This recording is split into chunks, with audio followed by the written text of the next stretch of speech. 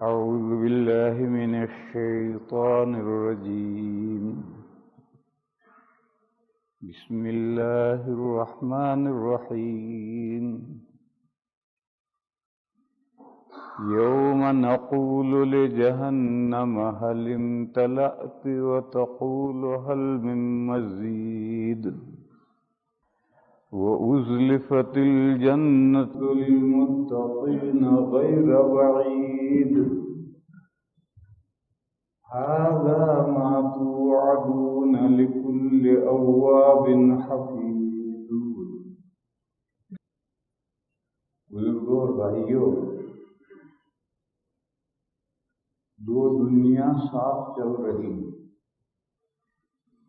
ایک ہماری یہ دنیا ہے اور ایک دوسری دنیا ہے جس کو ہم آخرت کہتے ہیں. الدنیا یہ ادنا کا مؤنث ہے اور ادنا کے معنی ہے اقرب، نزدیک، بہت زیادہ نزدیک. اور یہ صفت ہے موصوف کے قائم مقام کی گئی ہے. اصل پورا لفظ ہے الدار الدنیا، ورے کا گھر، نیئرسٹ، قریب کا گھر. پھر الدار کو حذف کر دیا اور الدنیا اس کے قائم مقام کر دیا. اسی طرح دوسرا لفظ ہے الآخرہ، اس کے معنی ہے پرے کا، فار اوے. وہ بھی موصوف کے قائم مقام ہے. اصل لفظ ہے الدار الآخرہ. قرآن کریم میں ہے تلک الدار الآخرۃ نجعلھا، دور کا گھر. یہ دو گھر ساتھ ساتھ چل رہے ہیں. ہماری یہ دنیا اور ادھر پرے کی دنیا، یہ دنیا دونوں ساتھ ساتھ چل رہی ہیں.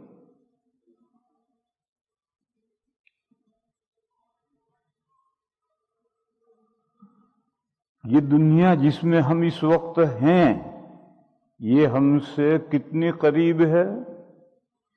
جتنی مچھلی سے تالاب قریب ہے.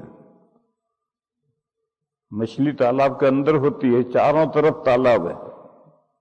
اسی طرح ہم اس دنیا کے اندر ہیں اور ہمارے چاروں طرف یہ دنیا ہے.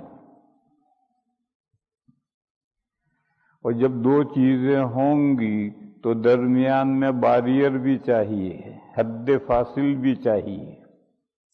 وہ درمیان میں جو حد فاصل ہے اس کا نام عالم برزخ ہے، اسی کا نام قبر کی زندگی ہے.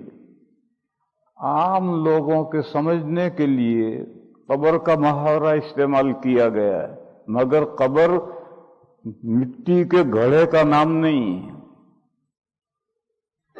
جو لوگ جلا دیے جاتے ہیں وہ بھی قبر میں پہنچتے ہیں، جن کو جانور کھا جاتے ہیں وہ بھی قبر میں پہنچتے ہیں، جن کی لاشیں میموریل میں محفوظ رکھی جاتی ہیں وہ بھی قبر میں پہنچتے ہیں. تو قبر کے لفظ سے بہت سے لوگوں کو دھوکہ ہوتا ہے کہ مٹی کا گھڑا نہیں ہے. جب یہ دو دنیا چل رہی ہیں تو دونوں کے درمیان میں جو آڑ ہے، حد فاصل ہے، اس کا نام برزخ ہے، اسی کا نام عالم قبر ہے. اور یہ عالم قبر ہماری اس دنیا کا سپلیمنٹری ہے، ضمیمہ ہے، آخرت کا حصہ نہیں ہے. اسی لیے جب قیامت کے دن زمین میں سے دوبارہ باڈیاں نکلیں گی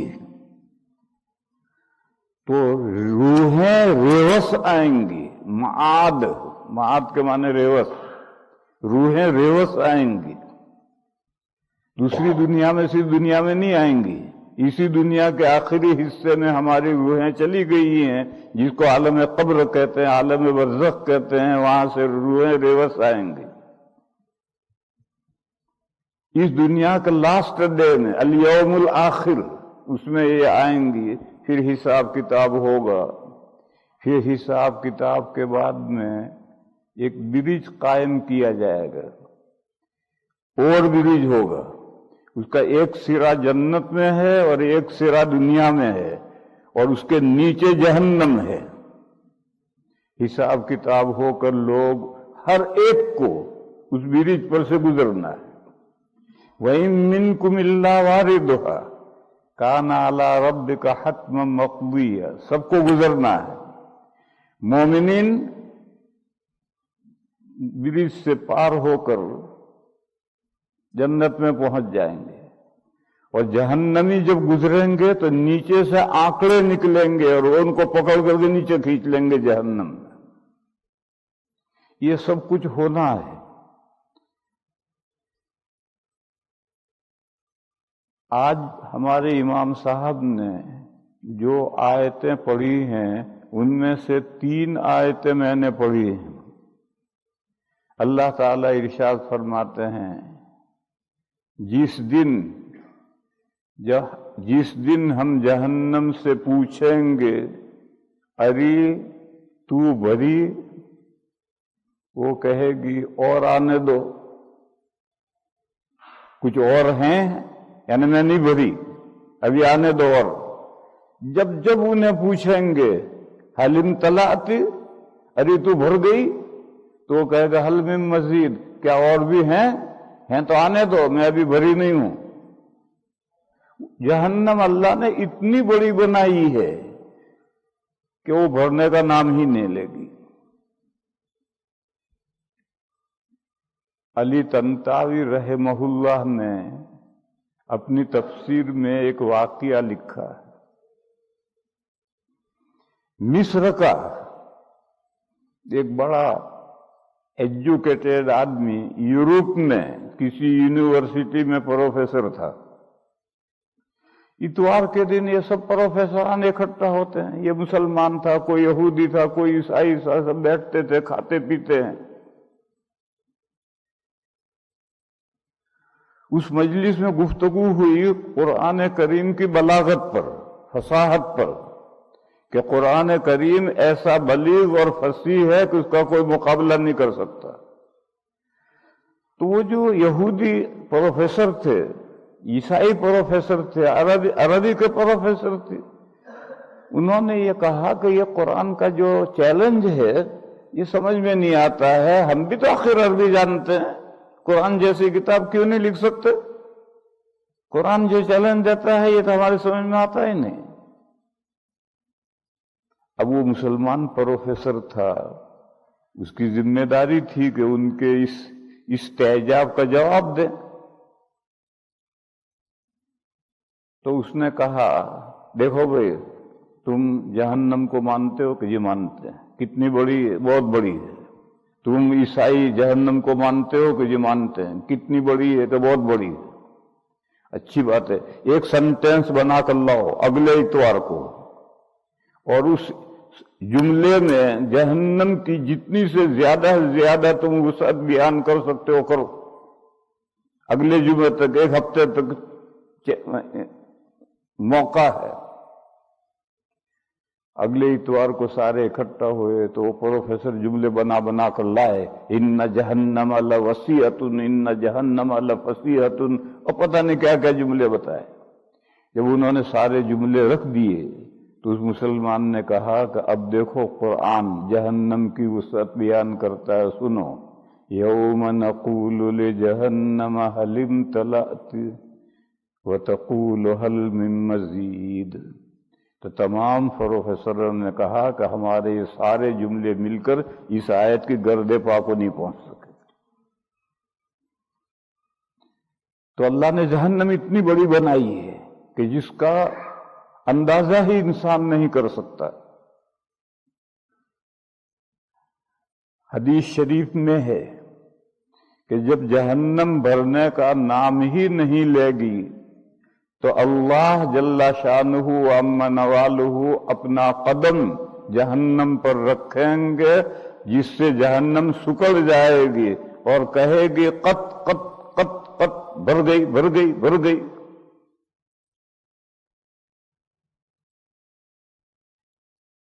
یہ جہنم کس کے لیے ہے؟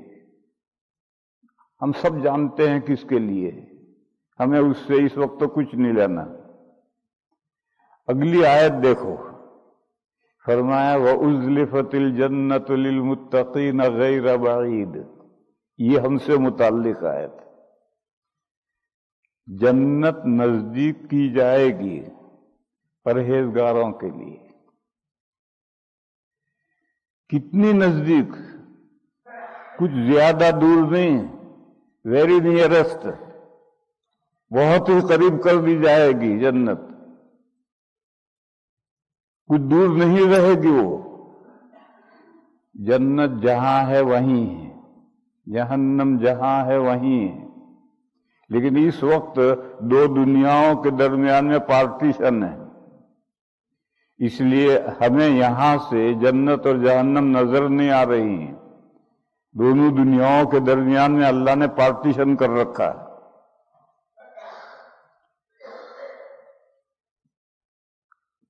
وہ پارٹیشن کیا ہے؟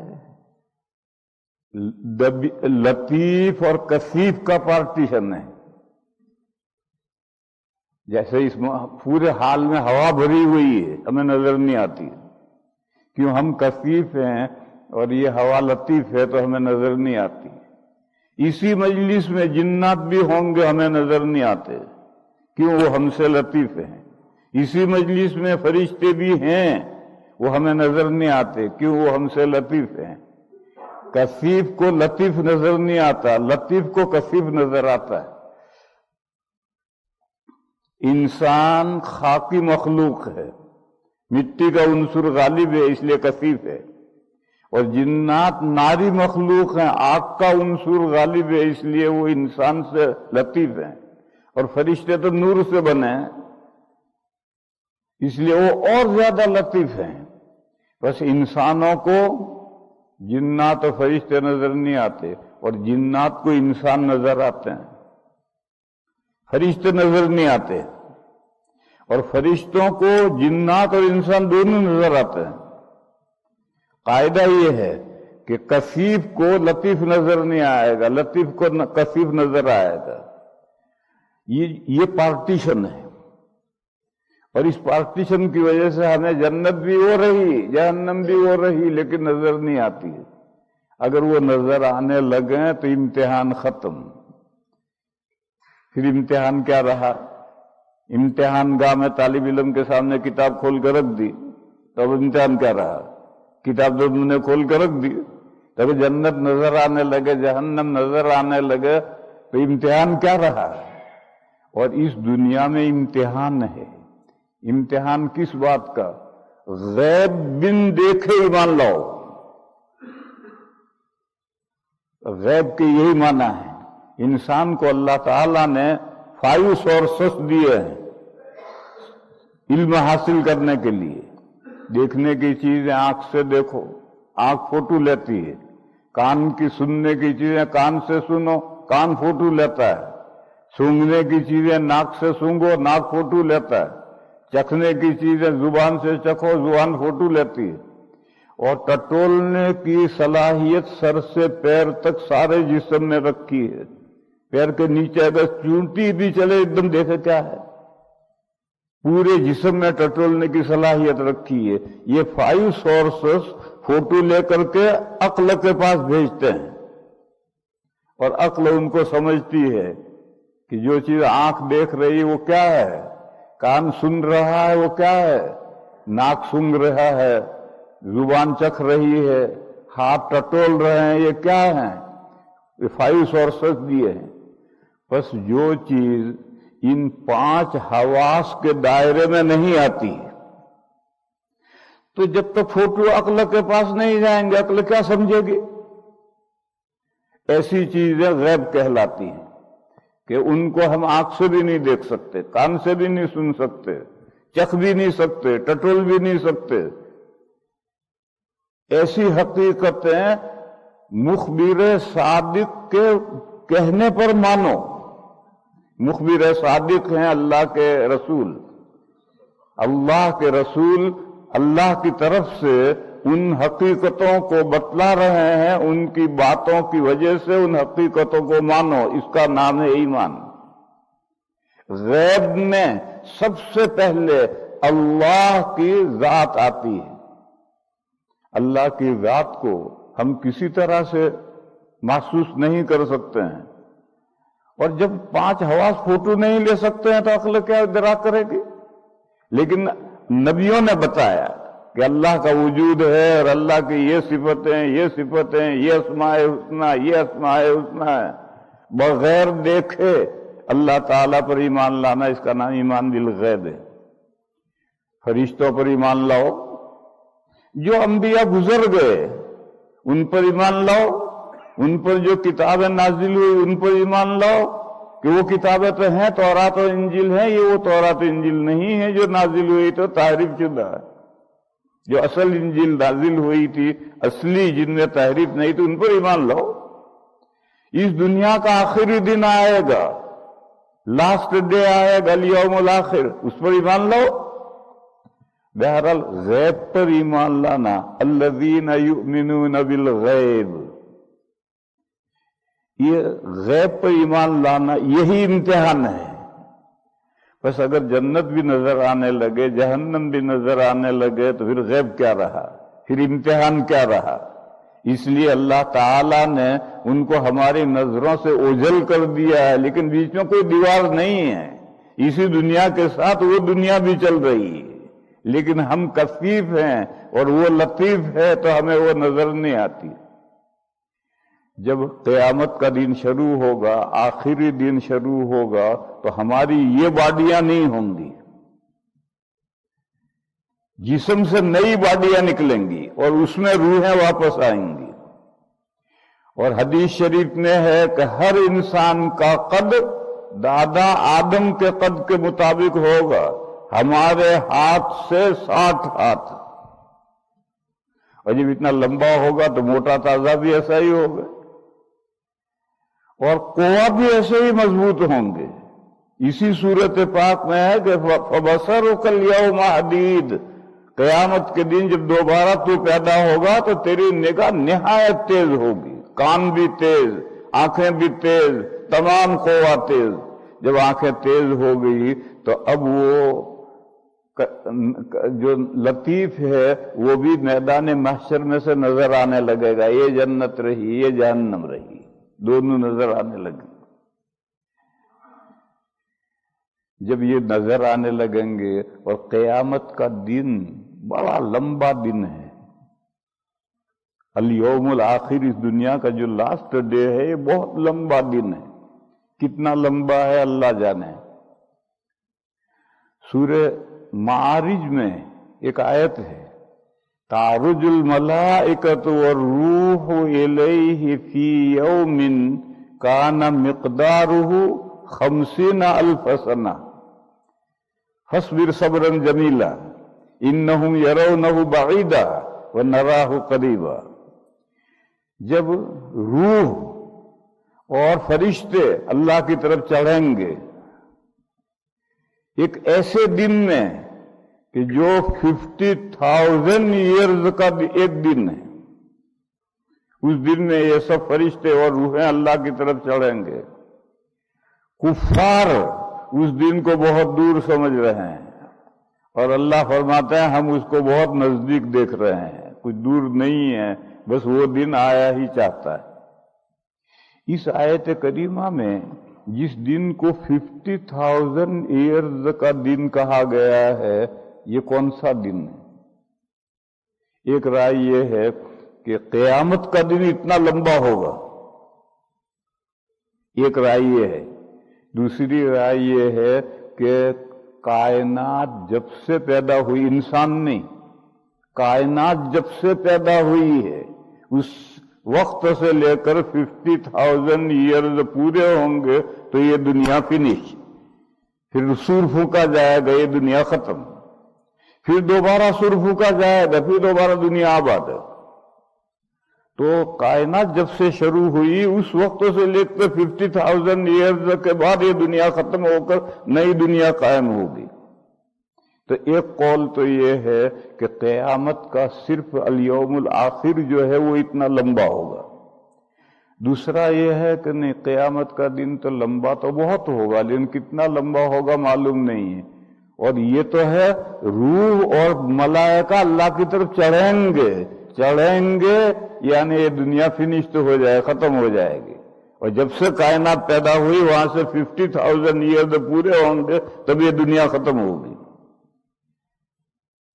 کوئی اس کا ہے کہ پھر تو قیامت کب آئے گی پتہ چل گیا؟ نہیں پتہ چلا۔ کائنات کب سے شروع ہوئی یہ تو پتہ ہی نہیں۔ جب پہلا سرا معلوم نہیں ہے تو آخری کہاں سے طے کرو گے؟ بہرحال یہ اتنا لمبا دن ہے۔ جنت نظر آ رہی، جہنم نظر آ رہی۔ جہنم تو کافروں کو دیکھ دیکھ کر کے خون خشک ہوگا، اور جنت دیکھ دیکھ کر کے اہل ایمان خوش یہ جنت میں ہم پہنچیں گے، مگر کب پہنچیں گے؟ جب حساب کتاب ہوگا اس کے بعد پہنچیں گے، اور حساب کتاب شروع نہیں ہو رہا تو سب پریشان ہوں گے کب حساب کتاب شروع ہوگا۔ تو تمام امتوں کے صالحین نیک بندے اکٹھا ہو کر کے دادا آدم کے پاس جائیں گے۔ ابا جان، اللہ نے آپ کو اپنے ہاتھ سے پیدا کیا ہے، اللہ نے آپ نے اپنی روح پھونکی ہے، اللہ نے آپ کو ملائکہ سے سجدہ کروایا ہے، آپ دیکھ رہے ہیں ہم کیسی پریشانی میں ہیں، قیامت کے دن کی پریشانی میں ہیں، کب حساب ہوگا معلوم نہیں، تو آپ اللہ سے سفارش کریں کہ حساب کتاب شروع ہو جائے تو ہم اپنے منزل پر پہنچے، یہ ہمارا ٹھکانہ رہا۔ تو آدم علیہ السلام معذرت کریں گے، وہ کہیں گے مجھ سے اللہ نے جنت میں کہا تھا فلاں درخت مت کھائیو، میں پھسل گیا، لغزش ہو گئی اور میں نے وہ درخت کھا لیا۔ اگر میں تمہاری سفارش کرنے گیا اور اللہ میاں نے کہا آدم لوگوں کو تو رہنے دو، تم اپنا حساب لاؤ، میں نے منع کیا تھا کہ درخت مت کھانا، کیوں کھایا تھا تم نے؟ تو مجھے تو لینے کے دینے پڑ جائیں گے، اس لیے بھیا میں تو جاتا نہیں۔ اول الرسل نوح علیہ السلام ان کے پاس جاؤ۔ لوگ اس میں جو خاص نقطہ ہے یاد رکھنے کا وہ یہ ہے کہ یہ جو نبیوں کے پاس جا رہے ہیں یہ تمام امتوں کے صالحین جا رہے ہیں، نیک بندے جا رہے ہیں۔ یہ جہنمیوں کو کیا آفت آئی ہے حساب کتاب شروع کروانے کی؟ وہ تو دیکھ رہے وہ جہنم میں ہمارا ٹھکانہ، جتنے دن ٹل جائیں، باہر رہیں، دنیا میں رہیں بہتر ہے۔ تو سارے انسان نہیں جائیں گے، صالحین نیک بندے جائیں گے۔ نوح علیہ السلام بھی معذرت کریں گے، ابراہیم علیہ السلام کے پاس بھیجیں گے، وہ بھی معذرت کریں گے، موسیٰ علیہ السلام کے پاس بھیجیں گے، وہ بھی معذرت کریں گے، عیسیٰ علیہ السلام کے پاس بھیجیں گے، وہ بھی معذرت کریں گے، خاتم النبیین صلی اللہ علیہ وسلم کے پاس بھیجیں گے، اور نبی پاک صلی اللہ علیہ وسلم فرمائیں گے انا لہا، یہ سفارش میں کروں گا۔ چنانچہ نبی پاک صلی اللہ تعالی علیہ وسلم سفارش کریں گے اور اس کے بعد میں حساب کتاب شروع ہوگا، اور حساب کتاب ہو کر جنتی جنت میں پہنچیں گے، جہنمی جہنم میں پہنچیں گے۔ اب سمجھنے کی بات یہ ہے کہ جنت میں جانے والے بندے کون ہیں، ان کی کیا صفات ہیں، یہی ہمارے لیے اصل موضوع ہے اور وہی سمجھنا ہے۔ فرمایا وَأُزْلِفَتِ الْجَنَّةُ لِلْمُتَّقِينَ غَيْرَ بَعِيدٍ هَذَا مَا تُوعَدُونَ لِكُلِّ أَوَّابٍ حَفِيظٍ۔ تین صفتیں جن میں ہیں ان کے لیے یہ جنت نظر آ رہی ہے، یہ جنت ان بندوں کے لیے جن میں تین صفتیں ہوں۔ ایک متقین، پرہیزگار بندے، پرہیزگار کس کو کہتے ہیں؟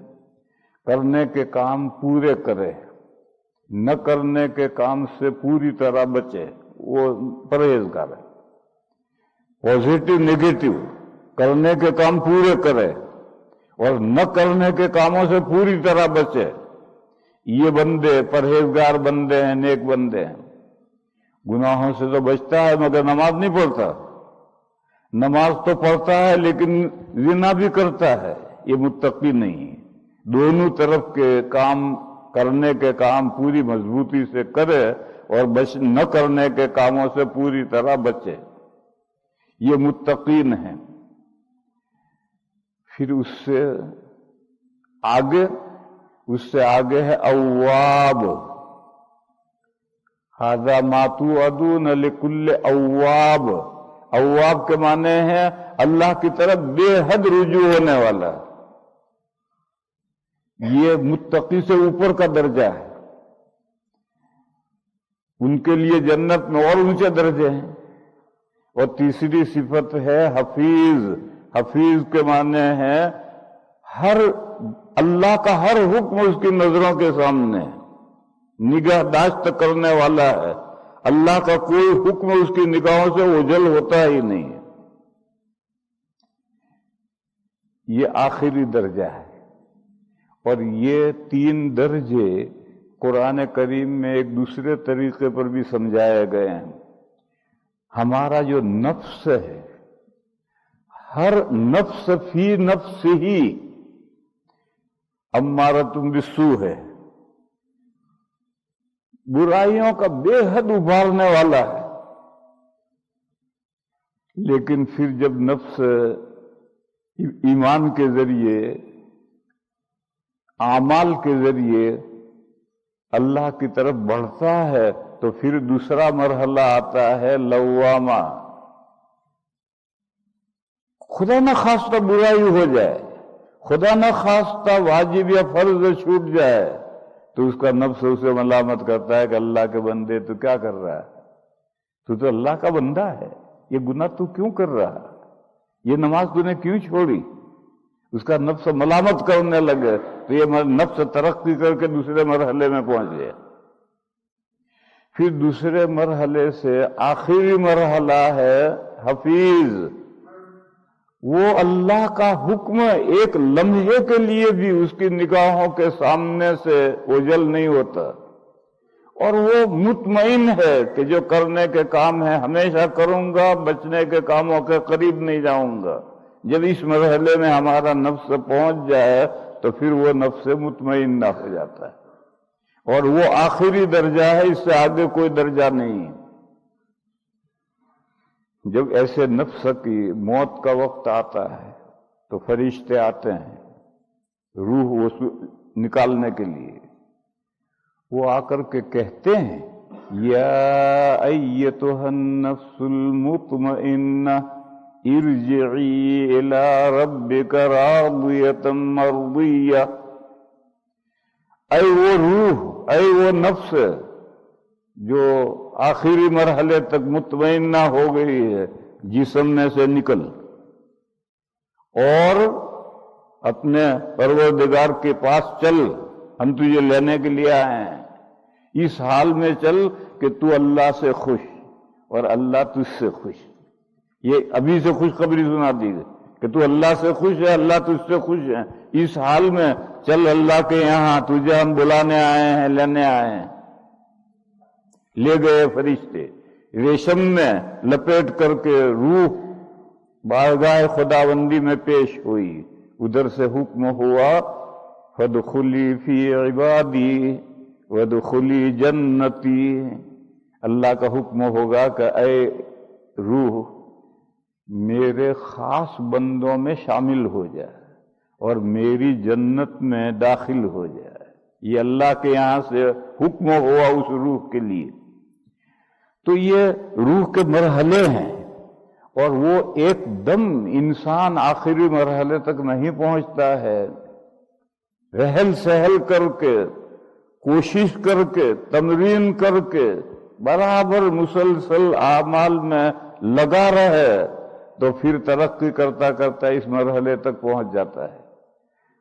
تو فرمایا کہ یہ جنت قریب کی گئی ہے متقین کے لیے، اور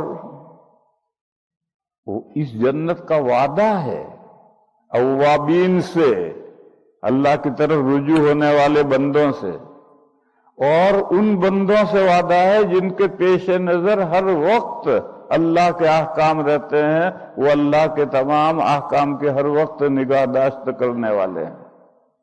یہ ان 3 آیتوں میں یہ مضمون بیان کیا گیا ہے۔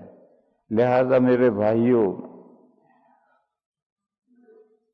ہم میں سے ہر بندے کو جو جس مرحلے میں ہے، امارتم بالسوء تو شاید یہاں نہیں ہے، وہ تو دنیا میں گھوم رہے ہیں، کہیں پڑے ہیں۔ یہاں تو اللہ کے وہ بندے جمع ہیں جن کو نفس اٹھا کر لایا ہے کہ چل بے نماز فجر کا وقت ہوا۔ تو ہم سب اگر نماز رہ جاتی ہے تو ہم کو افسوس ہوتا ہے کہ ہماری آج جماعت چھوٹ گئی، آج ہماری نماز قضا ہو گئی۔ یہ جو ہم افسوس ہوتا ہے، یہی نفس ملامت کرتا ہے۔ اس نفس کو میرے بھائیوں ترقی دینی چاہیے، اور ترقی کیسے ہوگی؟ اعمال سے ہوگی، پازیٹو نیگیٹو، کرنے کے کام کرنے سے اور نہ کرنے کے کاموں سے بچنے سے، اسی سے نفس کی ترقی ہوگی۔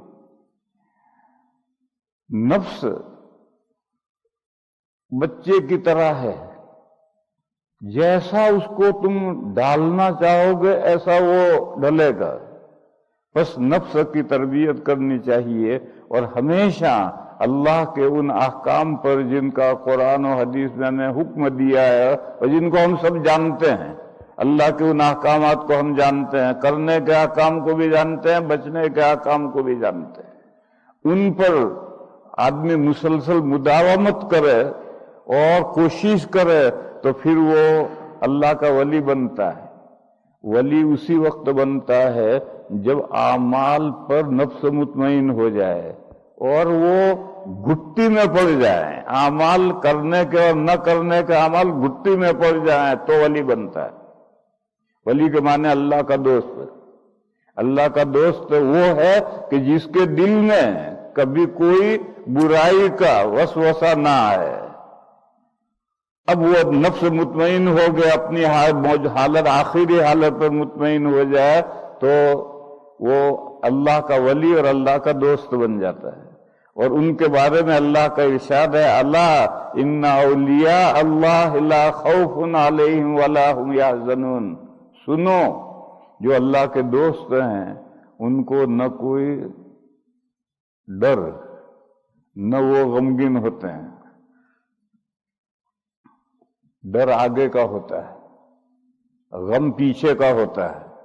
جب دنیا سے وہ گزرتے ہیں آگے کا کوئی ڈر نہیں، کیوں؟ فرشتوں نے کہہ دیا ہے اپنے پروردگار کے پاس چل، ڈرا لے کہ تو اپنے پروردگار سے خوش ہے اور پروردگار تجھ سے خوش ہے، اب آگے ڈر کا بات کس بات کا؟ قرآن کریم میں ہے ان الذین قالوا ربنا اللہ ثم استقاموا، بے شک وہ لوگ جنہوں نے یہ کہا کہ ہمارا رب اللہ ہے،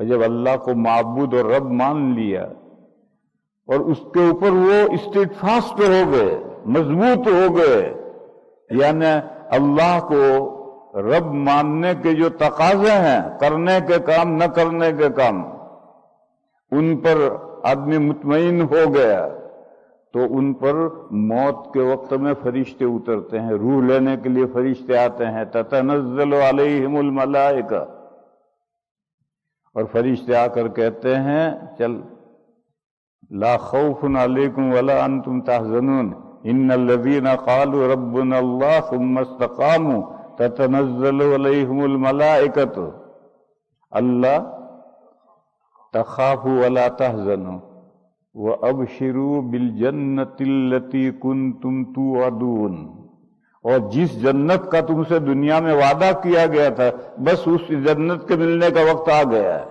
اس کی خوشخبری سن لے اور چل۔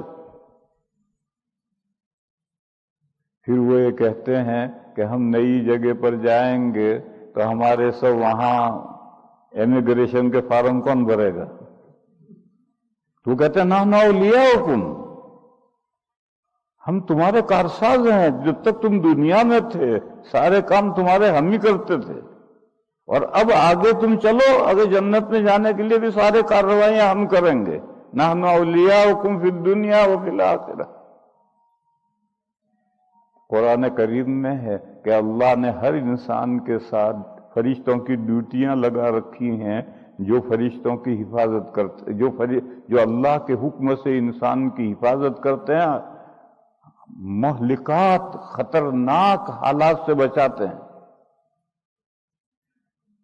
لطیفہ سنو، ایک صاحب جا رہے تھے پہاڑ کے پاس سے اور ایک بڑا پتھر گرا، بال بج گئے۔ آواز آئی کہ میں وہ فرشتہ ہوں جو تیری حفاظت کے لیے مقرر کیا گیا ہوں، دیکھ میں نے تجھے بال بچا لیا، اللہ کا شکر بجا لا۔ اس نے کہا اللہ تیرا شکر، اللہ تیرا شکر، اللہ تیرا شکر۔ خیر زندگی گزرتی رہی۔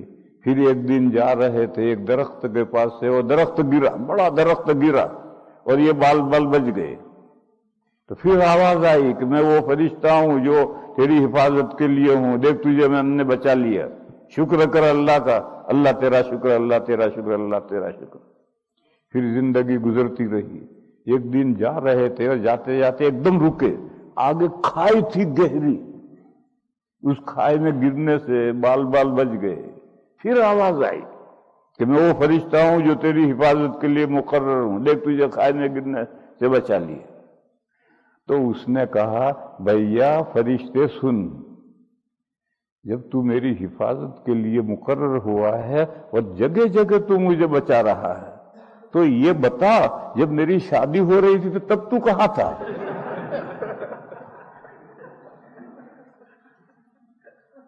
لا حول ولا قوت۔ تو فرشتے یہ کہیں گے نحن اولیاؤکم فی الحیات الدنیا وفی الآخرہ، جب تک تم دنیا میں تھے تو تمہارے کارساز ہم تھے، تمہارے سارے کام ہم کر رہے تھے، اب تم آخرت کی طرف چلو، وہاں کے بھی سارے مرحلے ہم طے کریں گے، تمہیں کوئی پریشانی نہیں ہوگی۔ لیکن یہ ان بندوں کے لیے ہے جو ربنا اللہ کہہ کر اس پر مضبوط ہو جائیں۔ اللہ ہمارا پروردگار ہے، یہ کہنا تو آسان ہے مگر اس کے تقاضے پورے کرنا، اس میں تو میرے بھائیوں اس کے تقاضوں پر الحمدللہ اب ہم سب جو یہاں جمع ہیں وہ اس کے تقاضوں کے پورا کرنے ہی کے لیے اس وقت نیند چھوڑ کر کے سارے جمع ہیں اور صبح سے شام تک بھوکے رہتے ہیں، وہ تقاضے پورے کرنے کے ہی لیے۔ اور ایسے ہی بندوں کے لیے اللہ نے جنت بنائی ہے جو بس ملا ہی چاہتی ہے، کچھ زیادہ وقت نہیں۔ کچھ لوگ یہ کہتے ہیں کہ ہم اعمال کرتے ہیں، اس کا صلہ آخرت میں کیوں ملے گا، دنیا میں کیوں نہیں ملتا؟ تو اللہ تعالیٰ نے اس مضمون کو سورہ یوسف میں بیان کیا ہے، وَلَأَجْرُ الْآخِرَةِ خَيْرٌ لِلَّذِينَ آمَنُوا وَكَانُوا يَتَّقُونَ۔ فرمایا یہ دنیا میں اعمال کا صلہ نہیں ملتا، آخرت میں ملے گا، اس میں مومنین کی متقین کی بھلائی ہے، مومنین اور متقین کے لیے خیر ہے آخرت میں صلہ ملنا۔ اس دنیا میں اگر اعمال کا صلہ ملتا تو ان کا نقصان ہوتا۔ 60 سال کی عمر میں نماز پڑھی، اس کا صلہ ملا، 62 سال میں مر گیا، صلہ ختم۔ اور آخرت میں جب صلہ ملے گا تو تا ابد وہ صلہ نماز کا ملے گا۔ تو دنیا میں تو آدمی تنخواہ لینے کے لیے مہینے بھر انتظار کرتا ہے، روز صبح اٹھ کر کے گاڑی لے کر دوڑا جاب پر جاتا ہے، کام کر کے شام کو خالی ہاتھ واپس آتا ہے، اور وہ جانتا ہے کہ مہینہ پورا ہوگا تو اگلے دن 31 تاریخ کو 1 تاریخ کو تھیلا بھر کے پیسے لاؤں گا، اس امید پر کام کرتا ہے۔ تو 30 دن انتظار کر سکتے ہو تو 1 دن انتظار نہیں کر سکتے؟ دنیا کی زندگی تو آخرت کے 1 دن سے بھی کم ہے، ان یومن عند ربک کالف سنۃ مما تعدون، دنیا کا 1000 ایئر اور اللہ کا یہاں 1 ڈے اکول ہیں، برابر ہیں. تو اللہ کے یہاں کا 1 دن نہیں، 1/4 دن، 10واں حصہ دن کا انتظار نہیں کر سکتے. اس اجر کو مؤخر کیا ہے، اس میں انسان کی بھلائی ہے. میرے بھائیو، یہاں ایک مضمون سمجھ لو. جنت ایمان کا صلہ ہے، اور ایمان مستمر حقیقت ہے، کنٹینیوس چلنے والی حقیقت ہے. ان میں بریک نہیں آتا، ایمان میں بریک نہیں آتا. بریک آیا تو پچھلی زندگی گئی. لئن اشرکت لیحبطن عملک. تو ایمان کنٹینیوس چلنے والی حقیقت ہے، تو ایمان کا جو صلہ جنت ہے وہ بھی کنٹینیوس چلے گی. اسی طرح سے کفر یہ بھی کنٹینیوس حقیقت ہے. اس میں اگر بریک آ جائے تو پچھلا کفر گیا تو مومن ہو گیا، وہ بھی کنٹینیوس حقیقت ہے. تو اس کا بدلہ جہنم، وہ بھی کنٹینیوس ہے. اور مومن کے جو اعمال صالحہ ہیں وہ ایمان کے تابع کر دیے جائیں گے، ہم جنس. بس ایمان کا صلہ جنت ملے گی تو اعمال کا صلہ بھی جنت ملے گا، اور وہ بھی ابد تا ابد چلے گا. اور مومن کی برائیاں وہ ایمان کے تابع نہیں ہو سکتی، ہم جنس نہیں ہیں. اس لیے ان کی سزا مومن کو الگ ملتی ہے. اور سزا کے 4 مواطن ہیں. کچھ گناہوں کی سزا دنیا میں مل جاتی ہے، دنیا میں سزا مل گئی، آگے معاملہ صاف. کچھ گناہوں کی سزا قبر میں مل جاتی ہے، قبر میں سزا پوری ہوگی، آگے معاملہ صاف. کچھ گناہوں کی سزا میدان حشر میں ملے گی، اس میں اگر معاملہ نمٹ گیا تو آگے صاف. اور پھر بھی اگر معاملہ نہیں نمٹا تو پھر مومنین، عصات مومنین، گنہگار مومنین کو اپنے گناہوں کی سزا پانے کے لیے ٹیمپریری جہنم میں جانا ہوگا. اور پھر جہنم میں سے سزا پانے کے بعد یا سفارشوں سے چھٹکارا ملے گا تو پھر جنت میں جائیں گے، اور اس کا پل الگ ہوگا. یہ جو پل صراط ہے یہ تو ایک سرا جنت میں ہے اور ایک سرا اوور برج ہو کر دنیا میں ہے، اور جہنم سے جنت تک جانے کا برج الگ ہے. جو مومنین جہنم میں گئے ہیں، جب ان کو وہاں سے چھٹکارا ملے گا تو وہ دوسرے برج سے جنت میں جائیں گے. اور حدیث شریف میں ہے، بخاری کی حدیث شریف میں ہے کہ اس برج کے درمیان میں ایک منزل ہے، وہاں ان کو روک لیا جائے گا، اور ایک دوسرے پر جو مظالم ہوئے ہیں ان کا عدلہ بدلہ ہوگا. اس کے بعد جب پاک صاف ہو جائیں گے تب اس برج سے جنت میں جائیں گے. تو بہت سی حدیثیں ہیں. کچھ گناہوں کی سزائیں اسی دنیا میں ملتی، جیسے ماں باپ کے ساتھ بدسلوکی کی تو اسی دنیا میں اس کی بھگتنا ہے. اور عذاب قبر کی تو حدیثیں ہیں ہی، وہ تو اجماعی مسئلہ ہے. عذاب قبر، یہ جو قبر میں عذاب ہوگا، حضرت شاہ ولی اللہ صاحب علیہ الرحمہ نے الفوز الکبیر میں ایک حدیث لکھی ہے، جو حدیث مجھے آج تک نہیں ملی. لیکن حضرت شاہ صاحب کچی گولیاں کھیلے ہوئے نہیں ہیں. حدیث لکھی ہے کہ نبی پاک صلی اللہ تعالی علیہ وسلم نے فرمایا کہ میری امت کا بیشتر عذاب قبر میں نمٹ جائے گا. بس آگے میدان قیامت میں جہنم میں نہیں جانا پڑے گا. بیشتر کچھ رہ گئے وہ میدان قیامت میں سزا پائیں گے، جہنم میں جائیں گے، لیکن اکثر کی سزا قبر میں نمٹ جائے گی. تو جیسے دنیا میں سزا ملتی ہے، ایک حدیث ہے، بعض بندوں کے لیے اللہ نے جنت میں ایک مقام طے کیا ہے، وہ اپنے عمل سے اس مرتبے تک نہیں پہنچتے.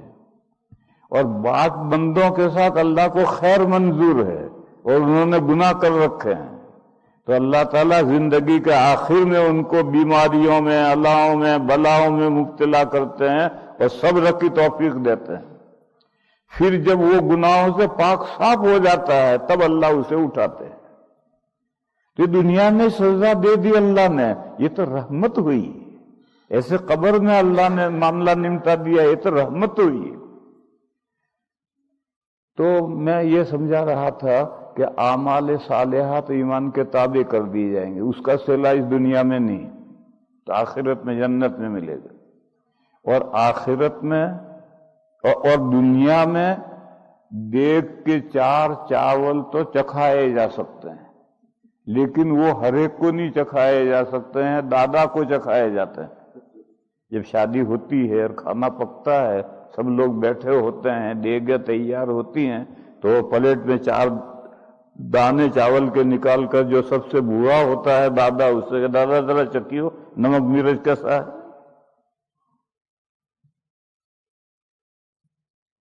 لطیفہ سنو، شادی ہو رہی تھی، حلوہ پک رہا تھا، بڑی دیگ۔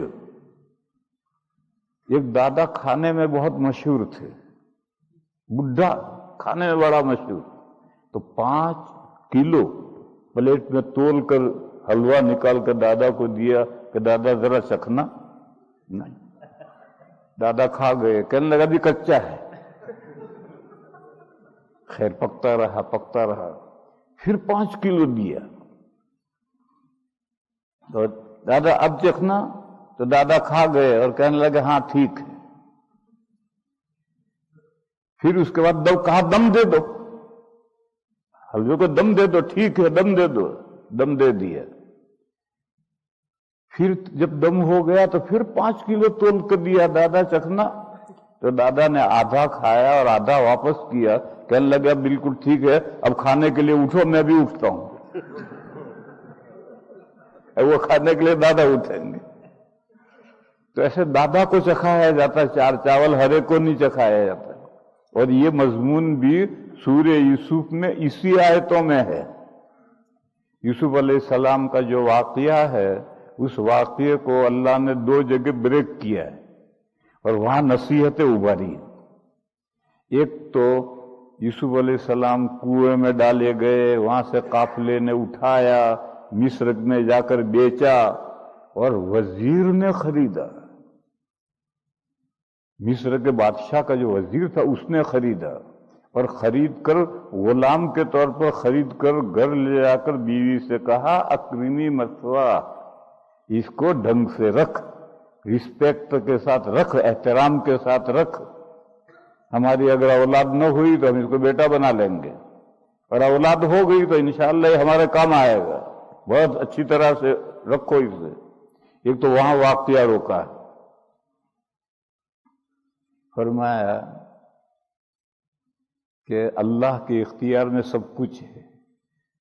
دیہات کا جنگل کا رہنے والا ایک بچہ کس طرح سے کنویں میں ڈالا گیا، کس طرح سے قافلے نے اٹھایا، کس طرح مصر کے وزیر کے گھر میں پہنچ گیا۔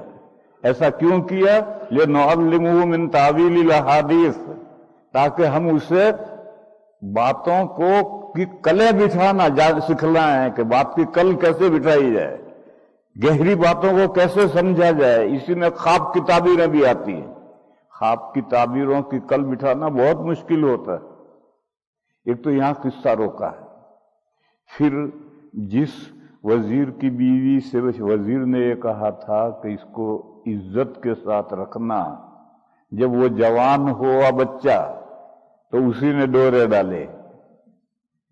پھر لمبا واقعہ ہے، گناہ ثابت نہیں ہو سکا کوئی، لیکن شاہی خاندان کے گھروں کا مشغلہ بن گیا، جہاں عورتیں 4 بیٹھتی تھی، یوسف کا ہی تذکرہ۔ تو یہ مناسب معلوم ہوا کہ یوسف کو جیل میں بھیج دیا جائے تو باتیں ختم ہو جائیں۔ بھیج دیے، 9 سال جیل میں رہے۔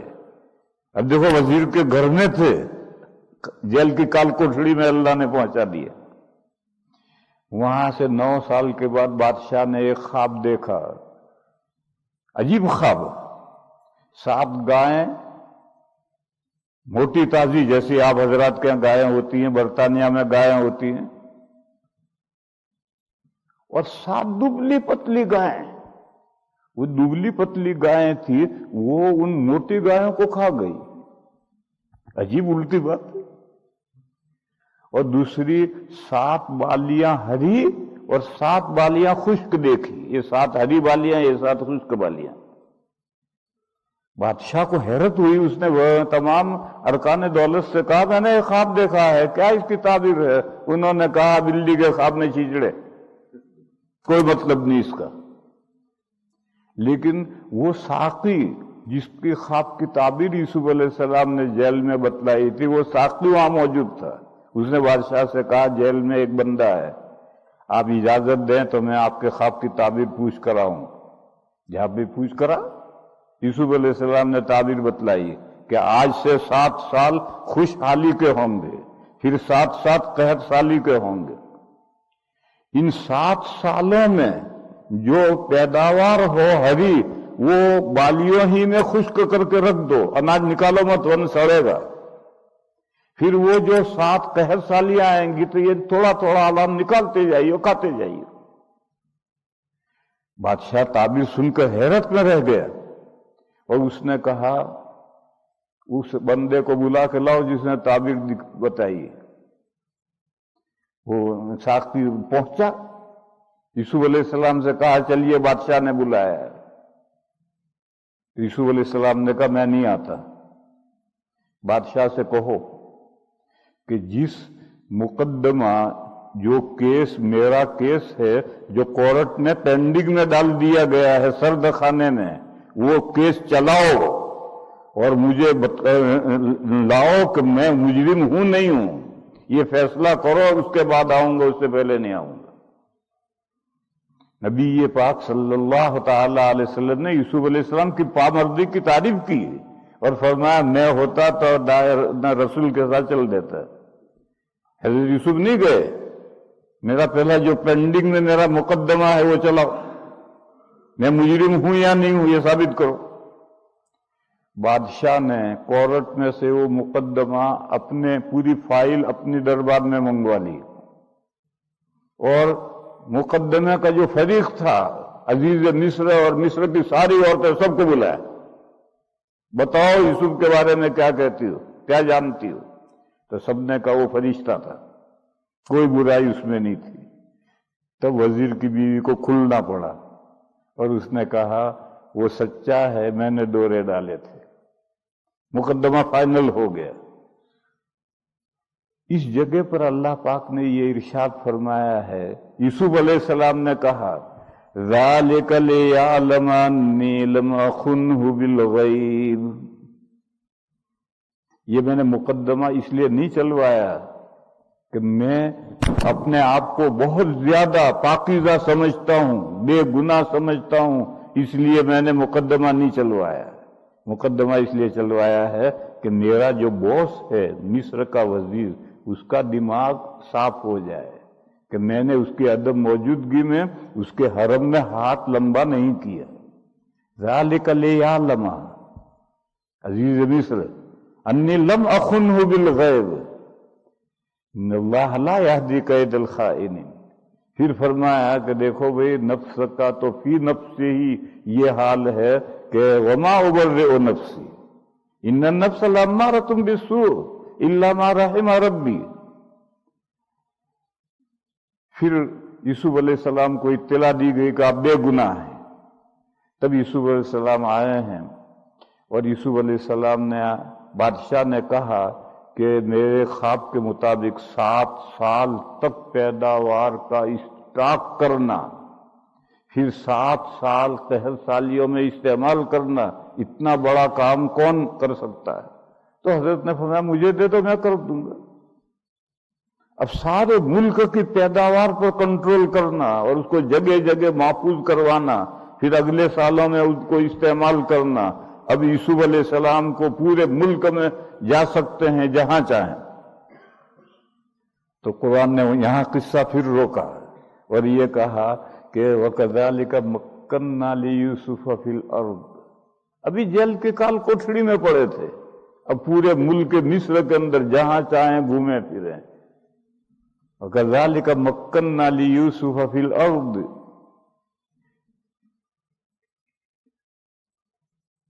ये तबव्वअ हैसु यशा, जहां रात चाहे गुजारे,